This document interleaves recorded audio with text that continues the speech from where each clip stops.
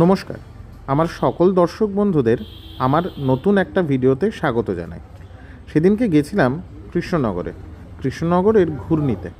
সেখানে স্বর্গীয় শঙ্কর পাল মহাশয়ের স্টুডিওতে দেখলাম এই অপূর্ব সুন্দর দুর্গা প্রতিমাটি তৈরি হচ্ছে। শঙ্কর পালের সুযোগ্য পুত্র সৃঞ্জয় পাল এখন তত্ত্বাবধানে এবং মূর্তি নির্মাণের কাজে ব্যস্ত। এই দুর্গা প্রতিমাটি দেখে অপূর্ব সুন্দর লাগলো।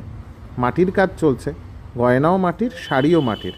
তোমাদের সামনে তুলে ধরলাম, তোমরা দেখো, উপভোগ করো এবং আরও লাইক, শেয়ার ও সাবস্ক্রাইব করে আমাকে সাপোর্ট করো। ভিডিওটা ভালো লাগলে পাশে থেকো, মন ভরে ভিডিওটা দেখো।